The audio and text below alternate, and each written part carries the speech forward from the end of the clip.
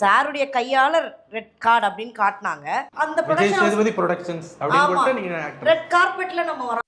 இந்த வீடியோல பார்வதி பிக் பாஸ்ல ரெட் கார்டு வாங்கினதுக்கு அப்புறம் இவங்க காட்டாம் வெப் சீரிஸ்ல நடிச்சு பேரும் புகழும் வாங்கின மாதிரி பேசுறாங்க.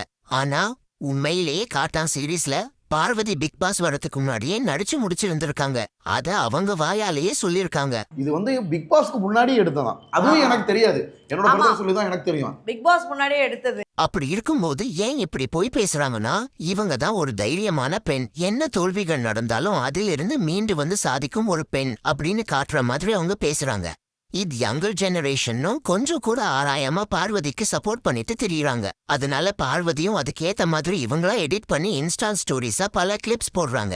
இவங்க தான் இப்படி பண்றாங்கன்னா, ஜியோ ஹாட்ஸ்டார் மண்டேங்களும் அதுக்கு சப்போர்ட் பண்ற மாதிரி பிக் பாஸுக்கு அப்புறம் தான் காட்டாம் சீரீஸ்ல நடிச்ச மாதிரி ஒரு ஸ்டேட்டஸ் போடுறாங்க. இதெல்லாம் டைமிங் பாருங்களேன்.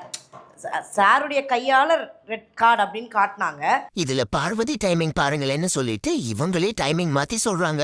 இவங்க இப்படி மாத்தி பேசுறத ஸ்டேட்டஸோட நிறுத்தல. விஜய் சேதுபதி கிட்ட சக்சஸ் மீட் ஏப்ரல் 6ல நடந்துச்சு. அதுல விஜய் சேதுபதி கிட்ட பார்வதி பேசுறத எடிட் பண்ணி போட்டிருக்காங்க. அந்த கிளிப்பை இப்போ பாப்போம். ஃபைனலி ஆஃப்டர் பிக் பாஸ் காட்டான்ல இருக்கிறேன். நீங்க இதை திரும்ப ரீவைண்ட் பண்ணி பார்த்தா தெரியும். ஃபைனலி ஆஃப்டர் பிக் பாஸ் காட்டான்ல இருக்கிறேன். உங்க ப்ரொடக்ஷன்ல நான் இருக்கிறேன். இதான் கிளிப் ஒண்ணு. இதுல எதையோ கட் பண்ணி அடுத்த சீன் டக்குன்னு வருது. ஆஃப்டர் பிக் பாஸ் அப்படின்ற வரைக்கும் ஒரு கிளிப். காட்டன் அப்படிங்கிறது வேற ஒரு வீடியோ கிளிப். இன் பிட்வீன் கேப்ல ஏதோ டயலாக் வந்திருக்கு. ஆனா அதை கட் பண்ணிருக்காங்க.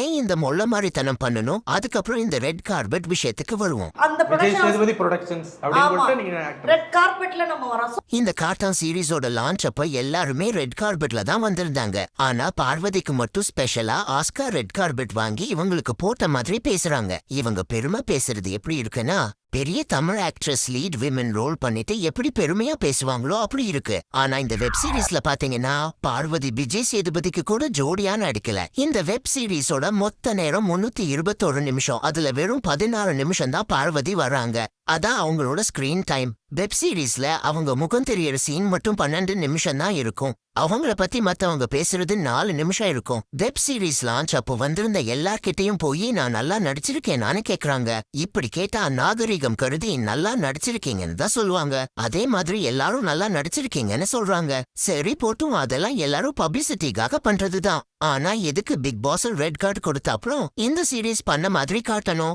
விஜய் சேதுபதி கிட்ட பேசுற கிளிப்ப எதுக்கு இப்படி மாத்தி போடணும்? ஏன் இந்த மொள்ள மாதிரித்தனம்? உங்களோட கருத்துக்களை கமெண்ட்ஸ்ல தெரிவிங்க.